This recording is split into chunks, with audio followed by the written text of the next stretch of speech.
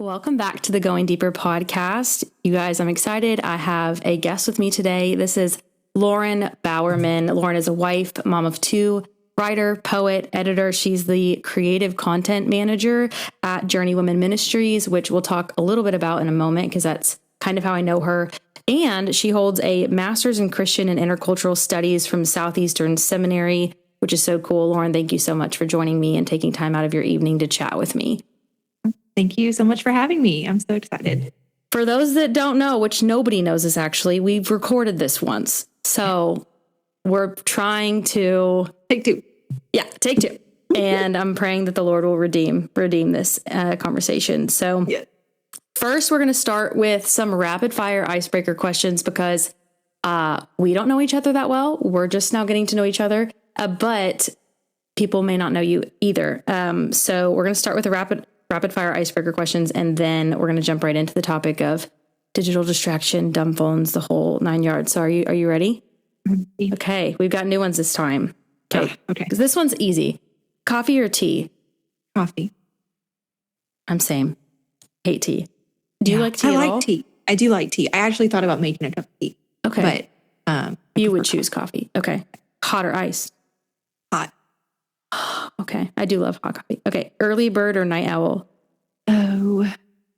I think I used to be a night owl, and now I just can't sleep in past like 7.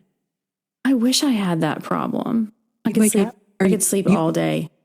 I just am a sleeper. I'm a big sleeper. I'm totally a night owl, and I wish I weren't. I wish it were the other way around. But I don't know what it was. I hit my 30s, and it was just like, well, I turned 30 this year, so maybe the tables will turn. Yeah. Kind of hope not. I don't know. I just be able to sleep in when you can. Dream vacation destination? Greece. Okay. That's a great one. I think for me, it would be the Swiss Alps or Banff, Canada. A book you recommend to everyone? Ooh, that's a good question. The first one that comes to mind is actually one I haven't read in a while, but it's one that I read in post-grad days by Kevin DeYoung, Just Do Something. It's about that. Yes, it's so good. I recommend it to every college student. Wait, is it the guy that's sitting in the chair and he's looking out into the water? Yes. Yeah. Okay. It's just kind of about God's will and what it is and what it isn't. And it's very freeing, I would say, especially in that season where, college post-grad, you're like, what am I doing with my life? What is God's will for my life? Who am I going to marry? All those huge questions. And reading it was just kind of like an exhale. Okay, take the pressure off because you're not going to mess up God's will. I love that. Yeah, I've seen that. That's a good one. Okay, what's your go-to comfort meal? Probably if I have the time to make it, half-baked harvest, sun-dried tomato, orzo. It has like 17 descriptor words. Creamy orzo with bacon on top, chicken. That sounds delightful. Yum. I love all things pasta, all things dairy, gluten, dairy, wonderful things. Bacon. Throw them all together. Mm-hmm. Yeah. You can't mess that up. A song that's currently on repeat. I'm one of those like weird people that I don't listen to music in the car and I don't really have it. I guess if I'm playing music in the house, I've been in a John Mark McMillan phase because we just saw him in concert. I don't know who that is. Oh, he wrote, you probably know How He Loves. It was like 2010s. He wrote that song and then has also written a lot of other beautiful ones, Skeleton Bones. Anyway, so I've been playing just his songs on repeat and it's just, he's a Christian writer and just really moody feeling. And okay, I like Andrew Peterson. I like that vibe, so maybe I would like him. Yeah. Okay, so we've got 4 more. If you could live in an era of history, what would it be? This isn't really like historical, really. My husband says if I could go to any other place, it would be the 70s and I would be a hippie. Shut up. I love that. I joke because I'm from Washington State, military. You get that? We talked about that in the previous episode that did not air, obviously. But I was people in Washington, just the West Coast, they're their own country almost sometimes, especially like the Northwest, the Pacific Northwest. So all of my friends were total hipsters, just like underground grunge music. Like that was what you did. So I love that you said the hippie. What's your ideal day off look like? Being outside, reading, drinking coffee. I'm trying to just like combine all my favorite things. Probably like going to a coffee shop. Honestly, too, I feel like a good balance of being with my family and being alone. Oh, yeah. When I'm alone, I'm like, oh, I miss them. And then when I'm with them, I'm like, "Ah, I just need some alone time so I can be better for you." 100%. 100%. Who was I just talking to about that? I don't know. Maybe it was you or somebody else, but they were talking. Oh, it was somebody at my work. And they were talking about going on their first vacation to the Dominican Republic with their husband, like away from their kids. So it was a week long. And I was telling them, I'm like, I think that I want that. And then I will be gone away from my kids for like half a day. I'm like, okay, I'm ready. I'm just looking at pictures of them anyway on my phone. So Yeah. might as well be there. Last thing that made you laugh or cry. You're a crier. I know some of my friends are like laugh so hard I cry, or honestly, whatever, either one. I can't even remember like a specific thing, but our daughter has just gotten so silly and funny lately. And How old is she? She turned 2 in April. Oh, so she's going to be is she spunky? She has a lot of personality. Yeah. And emotions. Yeah. Yes, it's been so fun though. Like she'll just like, she does this monkey dance where she like, usually she's in just a pull up. And so her hair's wild. And I feel like, anything that she does just like makes me cackle. I love it. We have our 2-year-old is almost 3. She'll be 3 in August. And she is sass, just the epitome of sass. Yeah. And I thought that it would get old and it just doesn't. I'm sure. It's just hilarious. Yes. They're so tiny. If they just And her hair is wild as well. It's just like this stringy. She looks like, there's a old 80s singer that my father-in-law always says like she looks like, because it's just like, she's a mess. That's what we call her. She's a mess. I love it. Okay. The final one is, what's something people might be surprised to learn about you? Oh man. I feel like, did you ask me this one last time and I had a good answer for it? Because I don't remember. Last time, not to answer for you, but you brought up, which was a cool mutual thing, you brought up how many times you've moved. Yes, which is a lot. And I have tried to write it down before and it's overwhelming, but it's over 20. So where were you born? Florida. Oh, okay. But that was like, we were there for like a year. Your dad was Air Force, right? Okay. Did like Georgia, Korea. Yep. Okay. So my dad this is what's interesting is my dad went to Korea and my mom did not want to go to Korea. So we stayed back in the States. So he went to Korea. He went to, I think South Korea was the only place where we could have gone with him. The other ones, of course, were tours, but. Yeah. It was probably the similar one because it was a really short assignment, but we chose to like, I don't know, they can't have a name for it. Go solo, like come with them.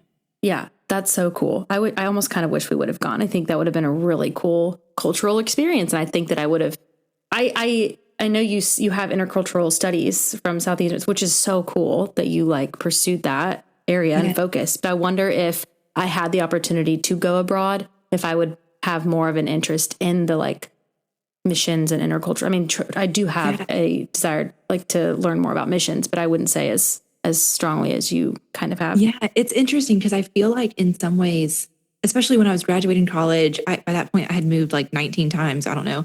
And it was just almost like I felt more comfortable in the new place. It was easier for me to pick up and go and start over and experience new culture than it was for me to stay. Now, do you feel like that now? I think it's kind of flipped. And now, sometime after getting married, and we also had a series of like a lot of moves and a lot of hard experiences surrounding all of those moves. And so after that, I was like, I'm kind of feeling for the first time that I want to stay. And it's a different muscle that I hadn't used before. But being in one place, it's been 4 years that we've been here. So my little itch might start scratching again. But for now, I hope we stay for a while. That's like very similar to my story as well. Like moved my whole life. And it wasn't up until about 4 or 5 years. I mean, we moved here to this town. Bo is 4, but we lived with our father-in-law for like 8 months while we were looking for a house. So it would have been almost 5 years that we've been in one town. Like this is the longest I've ever, well, I say it's the longest. It's the longest I've ever lived in one house. Wow. But I think that I wouldn't say, no, it's not the longest this is the longest that I've lived in one town, because even when we were in Washington, we would bounce from, around inside of a state. Yeah. So, okay, well, that kind of leads into the first question, of course, which I'll kind of talk a little bit about after this, kind of why I reached out and just this topic and just make that connection, but kind of tell, for those that don't know you, a little bit about who you are and just your story. Yeah. Yeah. So currently living in Birmingham, Alabama with my husband and our 2 kids, which even saying that feels baffling to me, because like when I say kids plural, because we actually prayed and hoped and waited for a long, long, long time. I mean, it was 4 years. I know people. No, that's a long time. For a long yeah, but that's a long time. Long enough to cause a lot of pain. And yeah. And so we have Charlotte, who's a little over 2, and James, who is almost 4 months. And they are just the sweetest gifts. And so that is a really sweet part of our story. Like I said, I grew up military home. We moved every couple of years. And I would say, like, my parents took us to church. We went to Awanas and all those things, but it wasn't until middle school that I came to know the Lord, and really grew in college, specifically in just loving his word and loving teaching his word. It's so funny. I think back to like the first Bible study I ever led in college, and we decided to go through the book of Isaiah, which I don't know why we did. It's a tough one. I probably taught so much heresy to these little freshman girls, but we all did. We all did. It stretched just a little bit. Also, if I had taught Isaiah today, I'd have a hard time not being heretical at some point, because it's just a hard book. Yeah, it's a very hard book. But yeah, graduating from college, the only thing I could think of that I wanted to pursue studying more was the Bible and learning how to teach it and be more equipped. And I wanted to go overseas and be a missionary. And that was the one track mind. Go to seminary, go overseas. I love that was what you wanted to do, though. What was that? I love that that's what you wanted to do. Yes. Yeah. And it's interesting because I don't think I found out, and I don't think I realized about myself until later, that a lot of my desire to go overseas was because that felt more comfortable to me. Like I said, like the going to a different culture, like that just felt so easy to me. We lived in Germany. You didn't have to be known. Yeah. There was just something about it. I was just like, this is it. And after graduating seminary, for some reason, all of the doors to go overseas were closing, and I had a free place to live in Birmingham, Alabama. And I was like, okay, I guess I'll move here. And I worked at a popsicle shop, and there was a lot of like grumbling and like, Lord, why am I here? But I think in that he showed me that he hadn't necessarily, at least for me, he hadn't called me to a place, but he had called me to a role of teaching the word and investing and discipling in the people that were in my life. And at that time, that was college students at our church and people that I met through working at the popsicle shop. And it was, there was a lot of grumbling that came with that, but also a lot of clarity, I think, as I realized what God was calling me to. And anyway, I think I like blew through my high level 30-foot view. Yeah. No, I love that. And so here we are now. There was a lot of moving in between after I got married to my husband, Matthew. We were in ministry for a while, and now we're here back in Birmingham. Now he's a pastor still, right? Was he pastor? He was. So there's a lot more to it, but we moved to Colorado after we got married, 6 months into our marriage, to plant a church. And we actually planted a church in Colorado in February of 2020. Sometimes I just like do a ... and let it sit as people are like, oh. Like, you mean like weeks before the pandemic? Yeah. And so it kind of just fell apart, crashed and burned. Everything in 2020 was just chaotic. And so there was just a lot of pain, a lot of hurt during that year revolving around our ministry experience. And so he ended up stepping away for a time. And so now I'm not a pastor's wife. So there's a lot in that too. Yeah. Well, a lot of like identity shifting. Yeah. A lot of identity shifting, and now you're a mom. Yeah. There's a big shift too. Yeah. Yeah. Oh my goodness. Well, so when I'm curious, how did you, well, and I'll, for those that don't know, so making the connection. So it's funny to kind of back up for a moment. I have been doing podcasting as a hobby / whatever you want to call it, joy, for like 5 years now, since 2019, but it's molded and shifted and all of that over time. And I would say 3 years ago, I kind of got to this place where I felt a little stuck. And I remember kind of praying for direction / a connection. I just felt like this is where I want to lean. This is what I want to lean into, as this area, this industry. But I felt like I knew nobody. I knew nobody that knew anything about podcasting or whatever.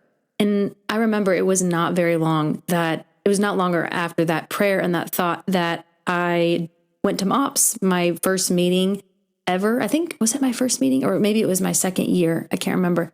But Kimberly Wooten, for those that don't know, what is her actual title at Journeywoman? Communications? I don't know, but I think it's like communications something. It's afloat. Yeah, wear of hats. Right. So she works for Journeywoman. Well, I remember getting a text and they were like, a new girl has joined our table. Her name's Kimberly. And it was just kind of like, send a brief bio. And Kimberly was like, I work for Journeywoman. I'm like, what? I know Journeywoman. They listened to that podcast in the past. What? Somebody that is a connection that knows a little bit about this world. And what's really cool is that it's taken 3 years, but I actually sat down with Kimberly a couple days ago. So shout out to you if you're listening, girl. Thank you. But I sat down and I was able to really pick her brain on podcasting and just all of the stuff that she's learned along the way, because she's worked with Hunter and Journeywoman for a while now. And so I wanted to ask, or let me just, before I jump into that question, I think when I met Kimberly, I was like, oh, I'm going to look into like Journeywoman and more. And I discovered that you worked for them and I started following you on Instagram. And that's when I kind of followed a little bit along your journey and your story with infertility and your writing. And I really resonated with a lot of the things that you wrote, especially you wrestled with a lot of the things that I've wrestled with the writing. We talked about that and we can get into it more, and like digital distraction and screen time usage and getting a light phone or a dumb phone. And so flash forward to a few weeks ago when I was sort of wrestling with this issue that I find myself wrestling with often.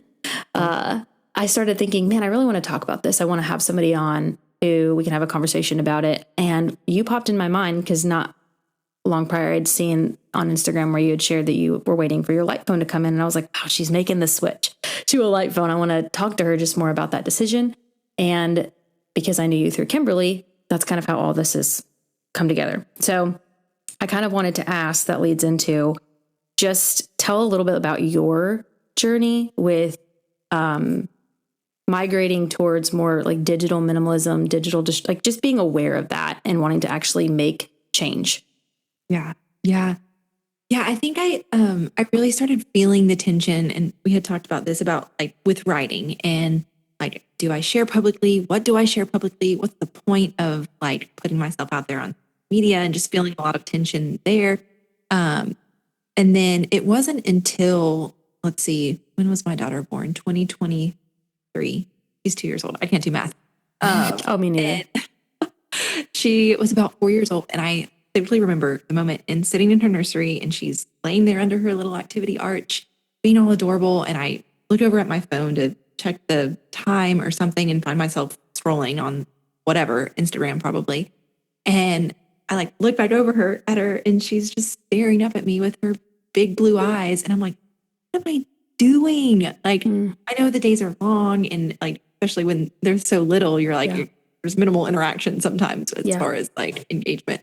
But I was still like, I prayed so hard for these days. And now I'm just like, kind of like missing some of it, missing her. And I know she was so young in that moment, but she's 2 years old now. She'll be 6, she'll be 10, she'll be a teenager. And I just like had this conviction that like, I never want her to have to fight for my eyes or my attention, or feel like I'm like something else is more important than her, especially in those really hard moments. And not even just her, but like husband, my friends. Like I found it was just one of those moments where it kind of shifted for me. And all of a sudden I realized like how many ways my phone pulled me away from the people that I loved and made me a less present person.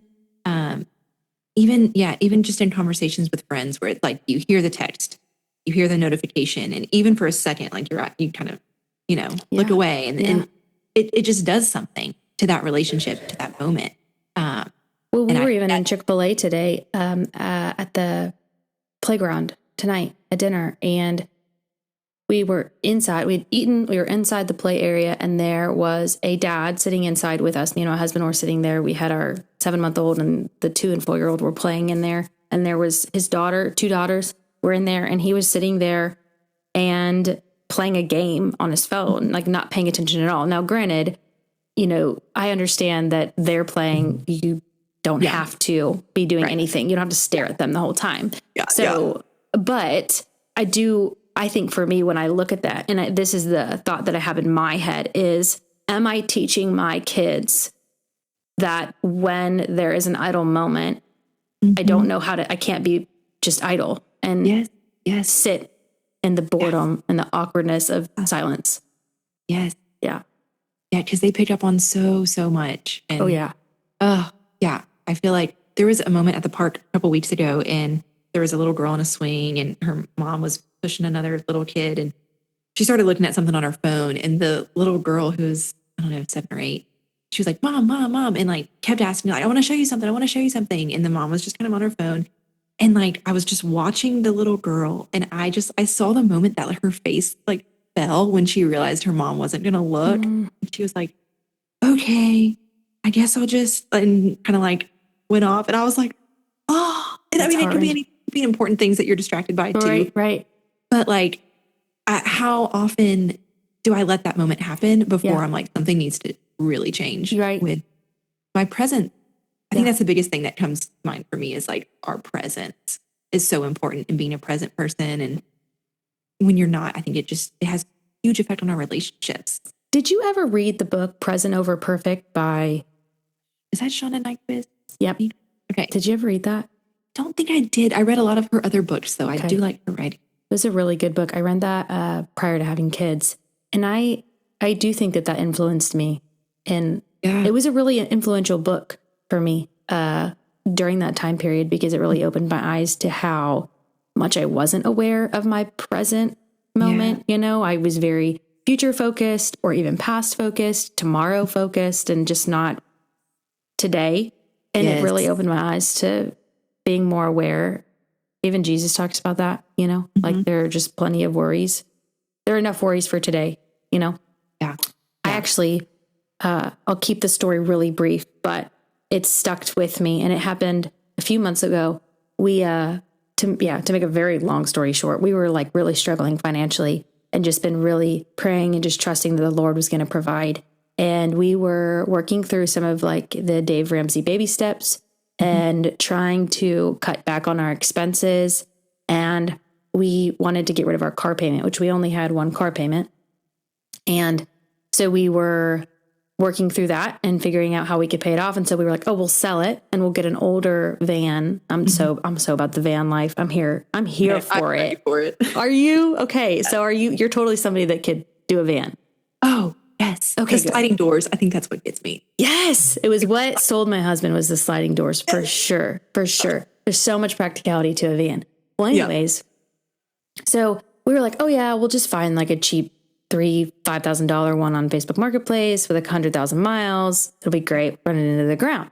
Well, I have a mentor in my life who years ago shared a story with us about how the Lord had shown up in a really big way when they had young kids and somebody gave them a car. And that story has always stuck with me. Yeah. Well, flash forward to when we were figuring out the whole car situation, wanting to sell it, wanting to look for a van. There was a moment where in my mind, I remembered that story. It popped in my head. I was like, oh, wow. Wouldn't it be cool if somebody gave us a car? Wouldn't it be cool if somebody gave us a van? But I never prayed for it. Prayed for it because that's a scary thing to pray for. It's a scary thing to pray for. Probably. But I also just felt like, no, that doesn't happen. Like nobody's going to give us a van. Yeah. Well, a week or so later, I'm hanging out with a bunch of friends, and one of the girls in my group is telling a story. And she was like, yeah, I was trying to get this girl to take this free van, and she didn't want it. And I was like, hold on, free van? I'm like, is that a real thing? And she's like, yeah, you want it? And I was like, what? So I get into contact with this girl, one of her friends who has 5 kids. And no joke, I was just like, is this legitimate? Or are we talking about just like a junkyard piece of sheet metal? Like, what is this? And no, it was, we call her Daisy the Dodge Caravan. Okay. She's 2005. She's got some rust. And I also just ran over a Target cart today. And now she's got a dent. Oh. But she's a beauty. Well, anyway, so we go to pick it up. And they were like, yeah, we can't get it to start. But my husband's mechanical. So I'm like, okay. So sorry, this is a long story, but I'm coming to a point here. So he gets it to start. And I'm like, oh, wow. And she's communicating. She's so sweet. And she goes, man, somebody gave us this van. We want to give it to you. The Lord always provides. And I was like, what's happening? Well, anyways, we're talking. Maybe 5 minutes goes by. And she gets really emotional. All of her kids are playing outside. All of our kids are playing with her kids. And she's like probably 37, 36.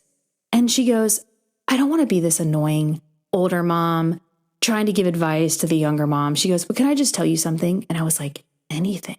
Yeah. And she goes, put your phone down. And I was like, whoa. And she goes, I have so many regrets about having my phone up during the little years because she goes, I wasn't looking at their faces. That's what she said to me. And it just like really, hit me in that moment. And I think about that frequently because I'm like, that was her one piece of advice that she gave me as a mom of 5 older kids. So sorry to make that rabbit trail. But that just like makes it sink in from like the other side. Yeah. Yeah. Okay. So what would you say, what influenced you in sort of, because I am somebody that naturally sort of like a challenger of culture. I'm like, if somebody's doing this, I just want to do the opposite. That's just my personality.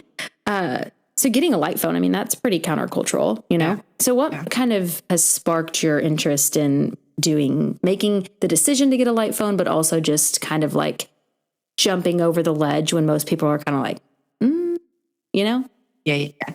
Yeah. I think for me, it just felt like, I don't know. I think I realized my own lack of self-control because I've tried to do the like deleting the app phone and minimizing it, making it grayscale, all the little tricks you can do to kind of dumb down your phone.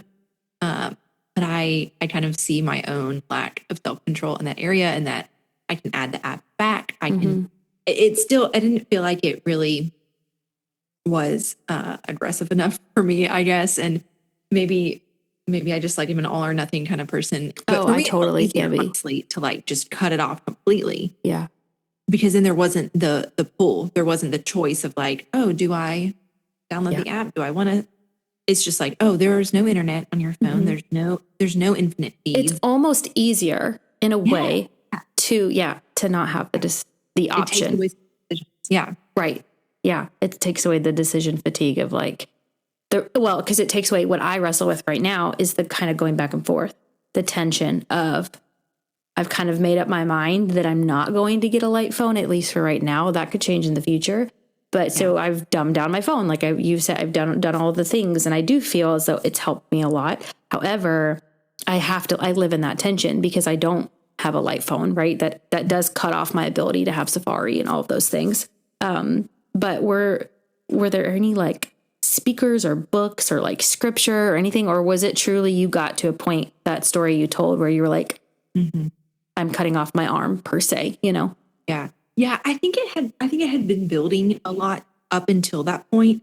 I was thinking back on some of the books that I had read that had really influenced me. And I remember a couple of books that I read. I think it might've been like 2019, 2020. There were 2 of them. There was one by Adam Alter called Irresistible. It was more like petty research, a lot of statistics, probably like, I haven't read Anxious Generation yet, but I want to read that. A precursor to that. There was another one. I've never heard by of that. Price called How to Break Up with Your Phone. And that one was I know like, that one.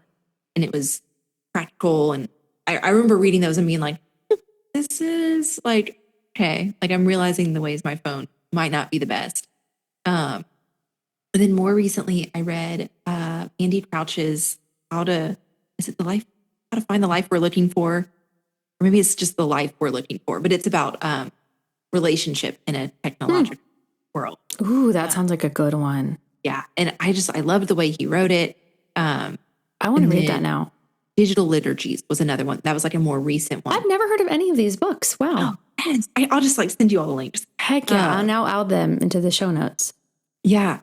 So there were like a lot of books I think that were just kind of like gradually kind of shaping me and be like, okay, maybe there's something to this. And that moment was definitely a shift for me. Yeah. And I think too, I was thinking back on like some scriptures that I'm thinking about this distraction and attention that we give to phones. And I was thinking about the story at the end of Luke 10 where with Mary and Martha. And it's probably a little bit of a stretch of a comparison because Martha was all distracted with serving. And no, I think it's a spot on one. I think it just haunts me when I think about it in the context of our distractions. When Jesus says, what does he say? He says like, Mary chose the better thing. Yeah. And maybe it was better portion, I think is the word. Yeah, better portion.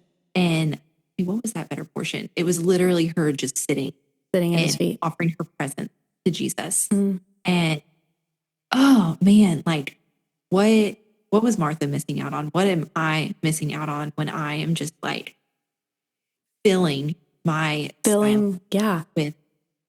what? And half the time it's nothing. It's nothing important that I am losing my attention to. It really breaks my heart when I think about like how much time I devote to it. When in that story of Martha and Mary, and he says like, Martha, you're anxious about many things, but you know, Mary is choosing the better portion by sitting at his feet. And it does make you think, are we, when we're pulling up our phones constantly, because that's what, to your point about things being meaningless, is there good? Yes. Is it one of those things where like, there's a lot of ways we could use it that gives glory to God? Yes. Yeah. But I think 90% of the time, if we look at our screen usage, or if we really break it down, a lot of it is us just being unable to be bored or to not have silence or solitude. You know what I'm saying? And I think that that's where I find myself wanting to push back and be like, why can't I sit and watch my kids play in Chick-fil-A without pulling my phone? Why can't I stand in line at Starbucks? And you know what I'm saying? It's like almost wanting to just challenge the inability to be bored or for something to hold my attention for a long period of time, you know? Yes. It's like that fear of stillness and silence. And yeah, I think that scares me. I notice when the times that I have been on my light phone for a long period of time, that I do become a lot more comfortable with those moments. But it's so crazy how like quick I am to still want to reach for something. Like my light phone has nothing entertaining on it, but there are still times when I have that moment of quiet or boredom or whatever that I'm like reaching for it. And I'm like, is there something on here I can look at? Not. It's almost like it is so habitual. It's muscle memory. Yeah. Yeah. And I think sometimes too, we're just kind of like scared to be bored. We're scared to be quiet and listen to what's on our hearts and our minds. And I mean, a lot comes up if you just like set a timer for 15 minutes and sit in silence, like things come up and your emotions, your fears, anger, conversations with God. Like, I feel like a lot of times when I sit down to pick up my phone and like start scrolling, maybe not a lot, but often there are those moments where I'm feeling something and I'm like, I just need to like not have anything in my mind. I'm going to scroll. And it's like I'm avoiding whatever it is that's coming up. And I think sometimes we feel that that's easier if we're not facing the whatever emotion is, or we feel like we can't bring whatever that is to God. And I think that's a huge loss when we aren't able to sit in our own discomfort and silence. And right.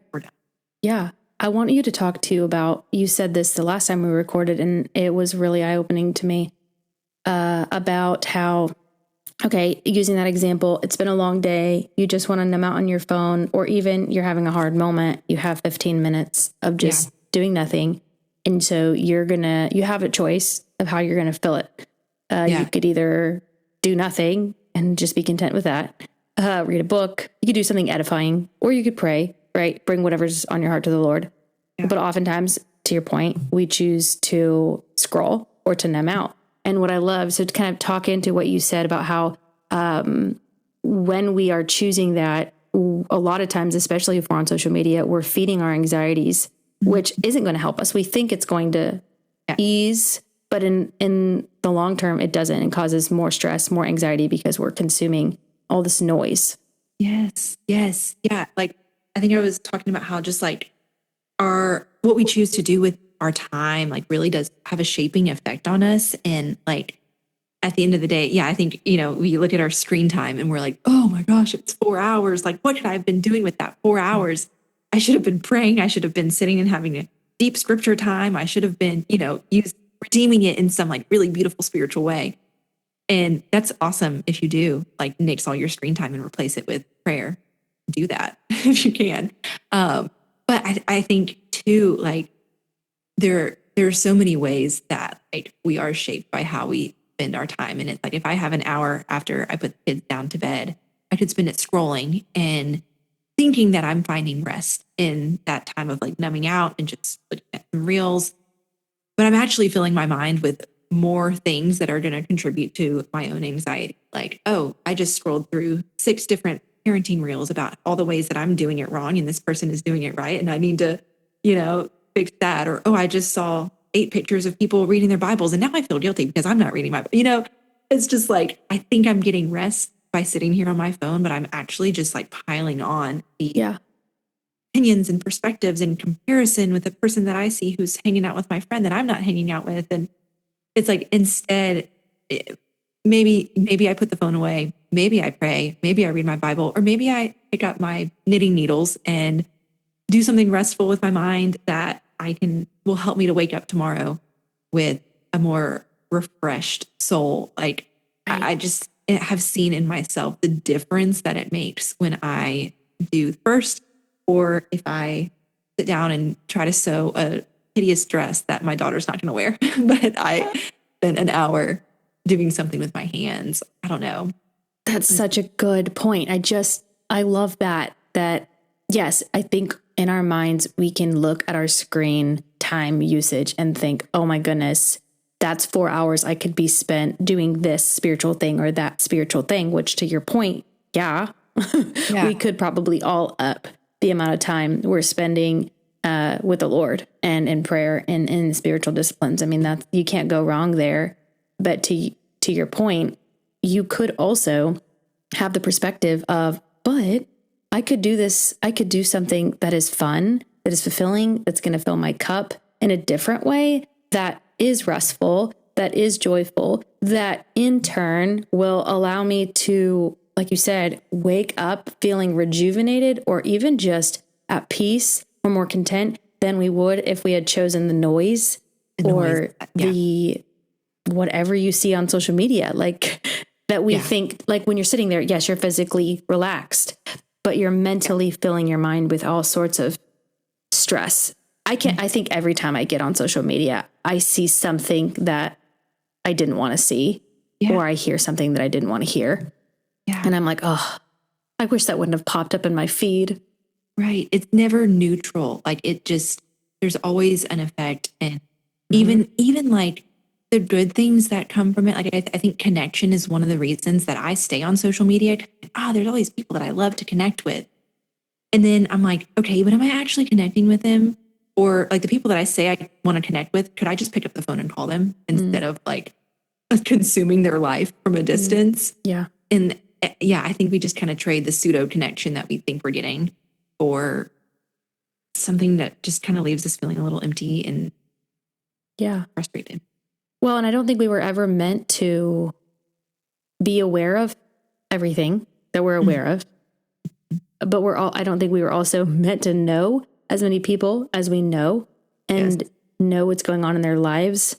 And the comparison trap, I think there's a lot of us that we probably struggle with it more than others. But I also think at a baseline, we all subconsciously are comparing ourselves to other people's lives when we get on our phones. Yeah. It's like our brain just does it naturally. It's just looking and comparing. And it's, you said this earlier, but it's without us even realizing it, it is shaping and molding our perspectives and our beliefs and our values without us even realizing that it's happening. Yeah. Yeah. Man. Okay. So the next question, let's see. What are some daily rhythms or habits? You know, and obviously you switched to a light phone, but do you have any sort of boundaries in place for any other things, you know, like Netflix or your laptop, or because obviously our phones are not the only form of digital distraction. So yeah. I think a big shift that somebody, when we got married, gave us a free TV. Speaking of people giving you free things, and you're like, oh, I can't believe like the fact that people would give you something like that. I mean, it's not like an amazing TV, but they gave it to us when we got married, and for a while we had it in our main living area. And one of my really intentional things that I wanted to do when we had kids was to not have it in our main living space. So we don't have a TV. And so that's not usually my go-to option anyway. Like my husband, he's more of a show guy. I'll watch a movie in a while, but I just don't really get into shows. But I also just didn't want it to be something that we had on all the time, or that we just like went to when we were bored. I wanted it to be an intentional thing. Like the other day we brought it out and we tried to watch Harry Potter with our 2-year-old daughter. She could not have cared less. I've so been there. Yeah. It's a great movie. You will love this. We will go to Harry Potter World instead of Disneyland. Yes. Like pick a team. Hufflepuff. What's actually really funny is I've told my friend this. I've taken the sorting hat test like 4 times. Yeah. Every time I get Slytherin. Oh, really? Hey, Slytherins aren't all bad. I don't know. I'm a Hufflepuff, so.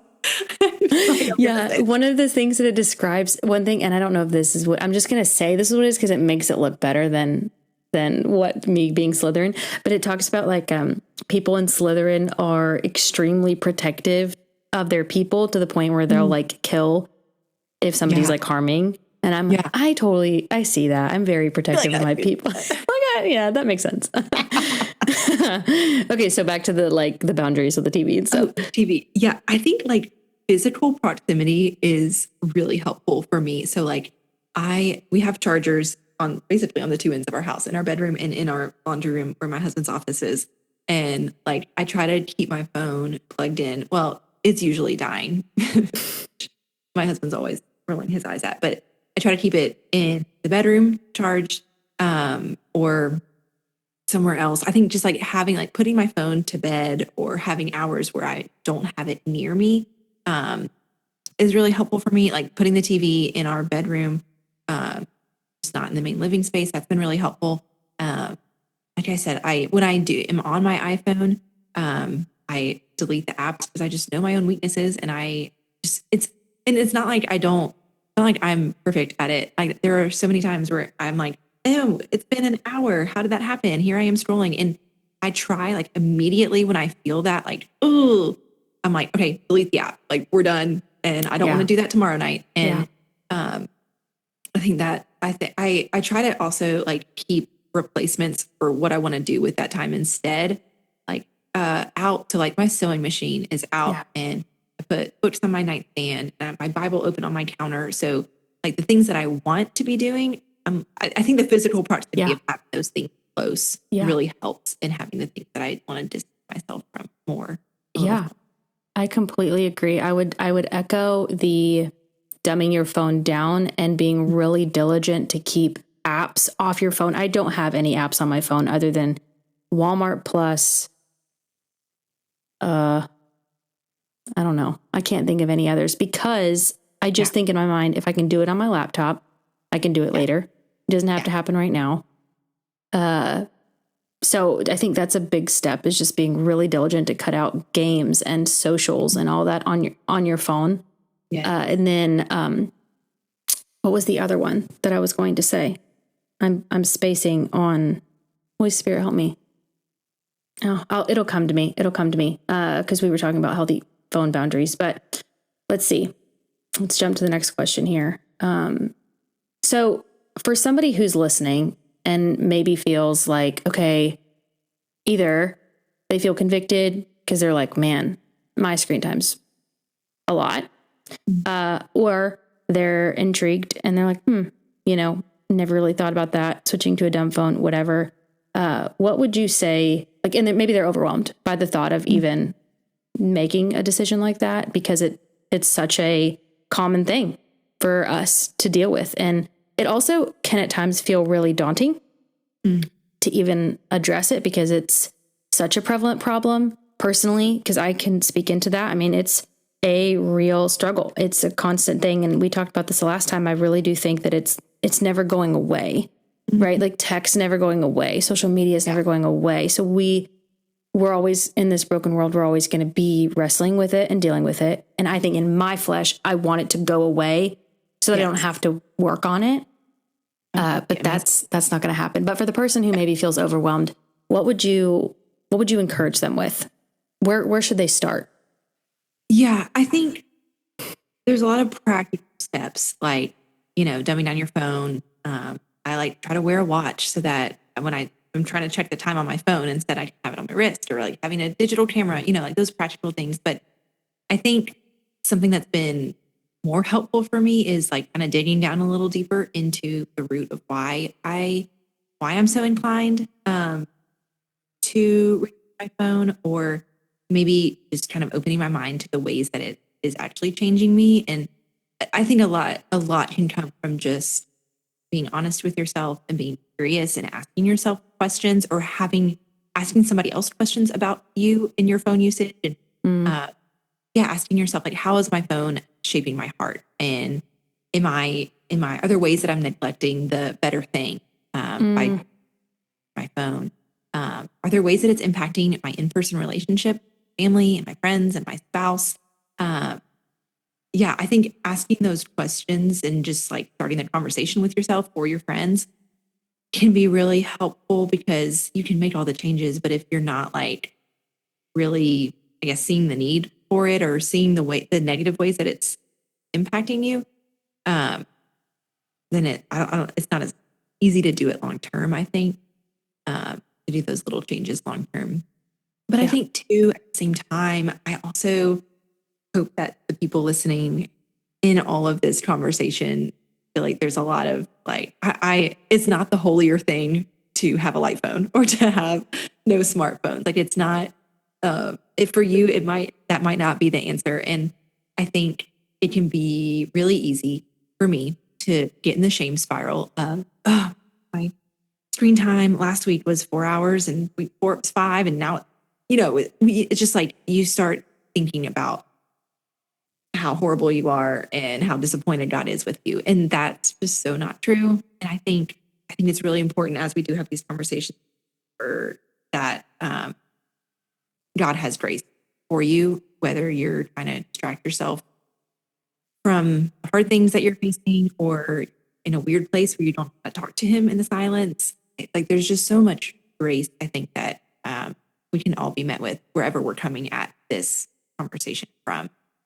Maybe that's just what I need to hear in this season, where I just, think I need God's grace and the ability for me to come to him and be vulnerable with wherever I am, and not distract myself from the sweetest thing that I have access to, which is presence with him.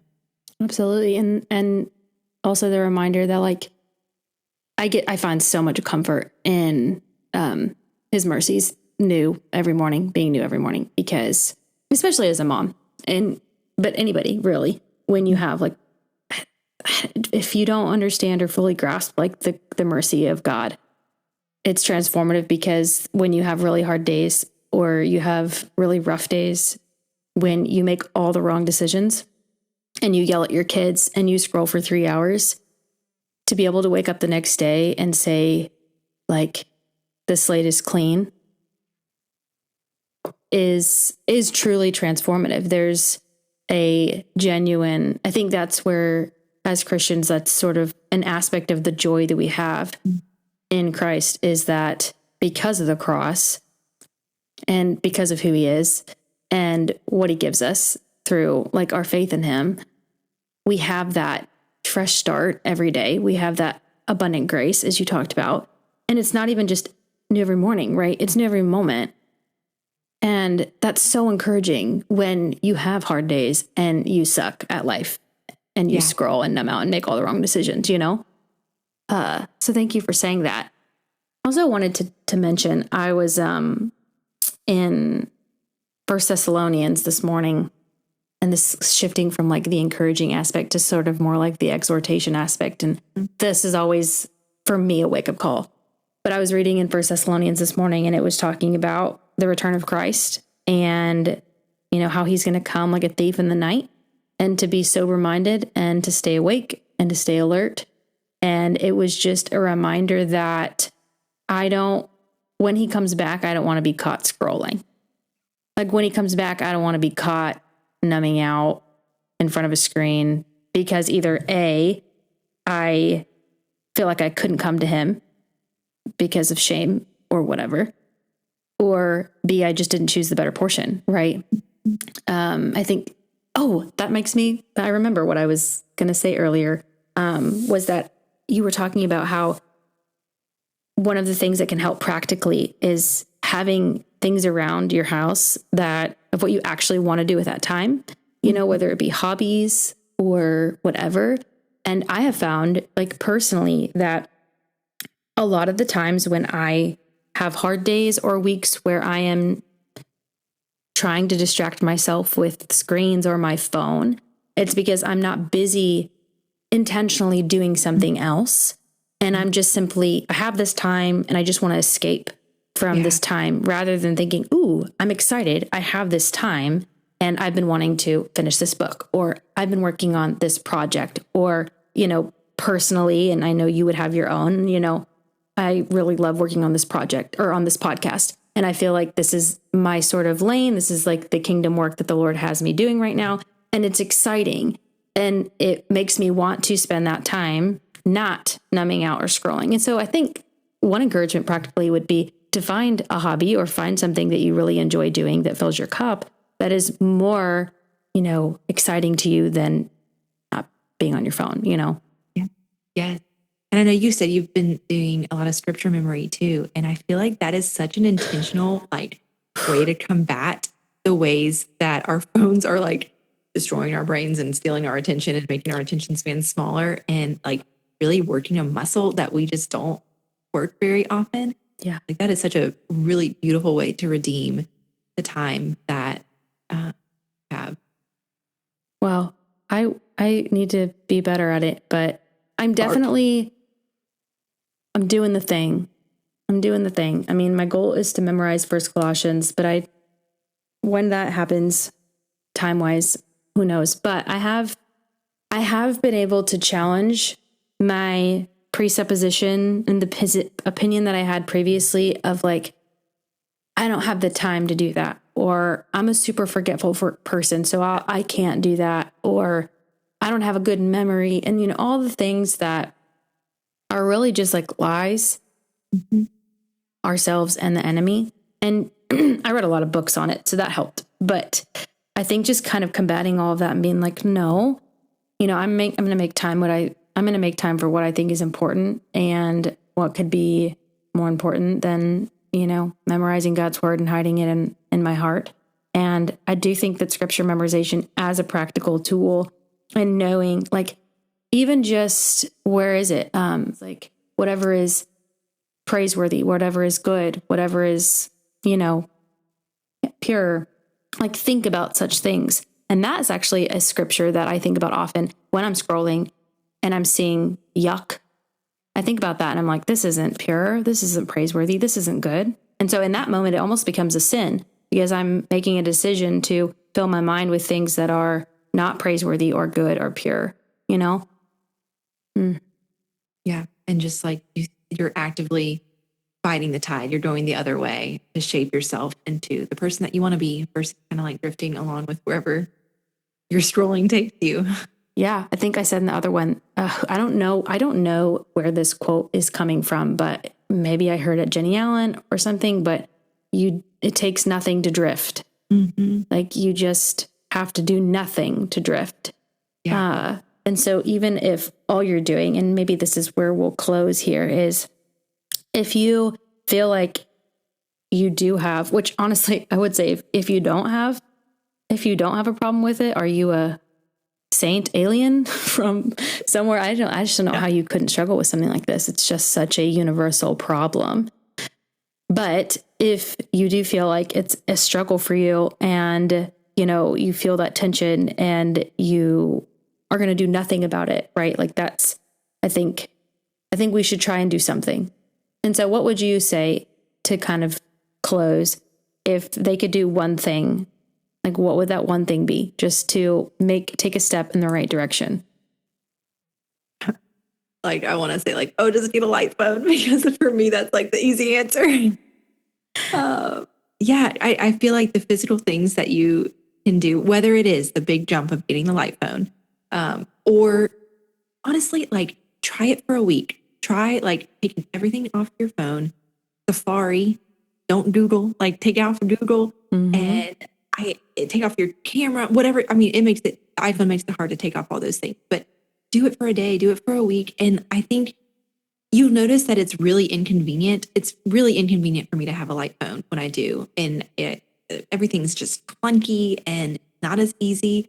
But I think even that in itself is kind of shaping. And I think for me, it comes down to like, how much is our attention worth? Is it worth having some inconveniences so that we can be a more present person? Is it worth making a big shift and being kind of annoyed that my phone doesn't do what I want it to do? But also our phones were created to be tools. Now they're like something that is using us instead of us like using it. Our phones should serve us, but I think a lot of times they don't. They're not us. And so I think for me, turning my phone back into a tool that I can use to get to where I need to go, connect with the people that I need to talk to send a message, to send a call, I think that has really helped me to just kind of remember, I guess, how important my attention is and how it is kind of worth being inconvenienced. Right. Yeah, I think having the light phone has been like when I'm on it, it's just like, it's so different that I just feel like my whole experience of my day is different when I don't have my phone. Wow. I'm sure it's very layered. A light phone or a T9 phone or a flip phone or whatever, like I think trying to dumb down your phone and just experience that and sit with whatever comes up, I think that could be a really cool experiment at the very least. Right. I agree with that. And even if you're like me, if you're listening and you're like me and you're like, I don't really want to make a switch like that, what I've done and what I continue to do is, like I mentioned earlier, dumbing my phone down. But I love what you said of kind of returning back to what the purpose of the phone originally was and saying, okay, maps are helpful. Texting, calling, that's helpful. You know, I have family far away, so FaceTiming, that's awesome. And, occasionally like the Notes app is helpful. There are about like 5 things on my iPhone that I would say I would never want to get rid of, but kind of returning back to what its original intent was can be really helpful in just stripping it back. And then I have in the past, and this wasn't very successful because it is so impractical at times, but I've kind of tried to do like a phone fast and even taken a step back from the amount of text messages and audios and calls that I even make. We don't have to constantly be connected to people as much as we think that we need to, even though it is nice. And just trying to really say, okay, I'm going to, you could fast for a day.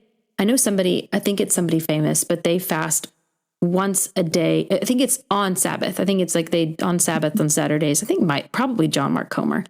they don't use their phone at all, and it's like the day that they fast. So that, I think any sort of fasting or stripping it down and yeah, I think it makes you realize how much you are dependent on it for all sorts of things that you don't even realize. And when you realize when you are fasting or you're trying to take a step back or set boundaries, you're just like, oh man, like you said, you picked up your light phone. You're like, give me something to do.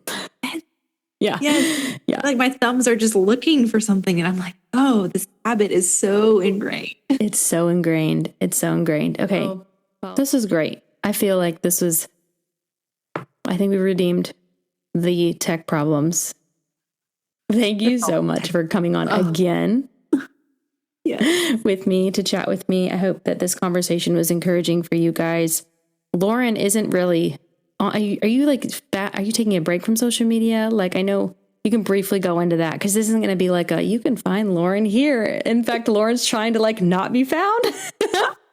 Yes, I'm there very occasionally. I think, that was a whole thing too, like trying to discern my motives with social media. And I actually deleted it for a while. And it was so weird what came up because I was like going to deactivate it. And I was like, am I going to disappear? Like, it was this weird feeling of like, who am I if I'm not seen on social media? Or who am I if people can't read my writings? It was just like, it was weird. And I was like, okay, deactivate. Like that is a sign that I might be a little bit too much wrapped into my identity with being, it's just odd. Like you're so used to being seen on this thing and realize that that's not the most important thing about you. Yeah. Well, and if you guys want to, she does have a Substack. You haven't written in a while, but maybe if you ever come back, there is an article that really struck me and I thought it was really good. It's a good read. And it was called An Ode to Silence. And it was sort of kind of you stepping back from publicly sharing your writing in general. And I thought that was such a interesting perspective. And you shared kind of like Thomas Aquinas and his story of having a crazy encounter with God after finishing his like big piece of work or his book or whatever, had a really huge encounter with God that was so powerful that he never wrote again after that. And you kind of talked about that. And I wouldn't mind spending a couple more minutes just talking about that. Is just, I think that aside from the distraction aspect of our phones, our presence on social media and the work that we put into, for me, personally, think there's an aspect, and I talked about this on social media, of like platform building that can feel yucky, but most people aren't doing that. Most people, it's just sharing your personal lives, but there is so much wrapped up in it, like you said. And I had never considered even the thought of the motives behind my sharing stuff, like writing or on social media or anything like that. So do you mind just briefly kind of talking through your thought process there, especially in that article of Ode to Silence? Yeah. Well, I think there's so much too, because and this is the tension that I feel like is why I go back and forth so much, because I know my heart. I know my motives aren't always pure. And my husband actually asked me some helpful questions sometimes. He asked me these questions a couple years ago when I was sharing some writing, and he's like, okay, why are you sharing this? Like, are you sharing this publicly because you want to be encouraging to people? Or do you want to be seen as someone who is encouraging, somebody who's a good writer, a good, strong Christian woman? And I was like, oh, that's weird that like to like try to discern what the motives are there. And I think too, like, I am so fickle and my heart is just like, sometimes my motives are pure, sometimes they're not. And I think a beautiful thing too is that like God he can redeem even my bad motives and use something that I share, even if my heart isn't in the perfectly right place for it. Like it's not necessarily not to share. I think it's a reason to dig and to, be honest with the Lord about what's there. But I also don't want to like wait until my motives are in the perfect place before I never will be. Yeah. So it's hard. It's and it's like, I think you said this in our last conversation, like it's a broken world and it's part of the fault. Like this is technology in a broken world. It's not ever going to be perfect. And I think we just have to like do our best to navigate it and to try to use wisdom, to use accountability, and just try to navigate it in the way that we think is best and do it for the glory of God. I think there's just a lot that God can do with our very humble offerings. But I think at the end of the day, it's like, why are you doing it? Who are you if you share? Who are you if you don't share anything? And are you comfortable just being you with the Lord? And I think, that could maybe be my encouragement to somebody who's listening right now. Like, turn this podcast off when it's over. Turn your phone off for 5 minutes and just sit with God and listen to him, talk to him, hear him, just be with him, and know that he is okay with you just being. Being. Yeah. I think, for me, stepping away from writing has helped me with that. Knowing that the Lord is happy and loves me when I'm just being. Yeah, when you're just being. And even today, I was reminded listening to a different podcast when they had said, they were talking about the verse, be still and know. And she was saying, like, you can't know unless you be still. And I never thought of it that way before. I'm like, that's so true, right? Like, you can't know the Lord intimately without being still. So that's a good place to land, because I think that in the conversation, whether it be digital distraction with our phones or our attention and what it's worth and being present with people, or whether it's our motives in sharing on social media, or even just our engagement on social media, just this overarching reminder that if any of that is coming between our ability to be still and know, I think that there's a change that needs to be made. Yeah. Well said. Okay. Amen. Well, this was a good conversation. Again, thank you. Thank you so much for coming on. Yeah. Well, I loved it. Love talking.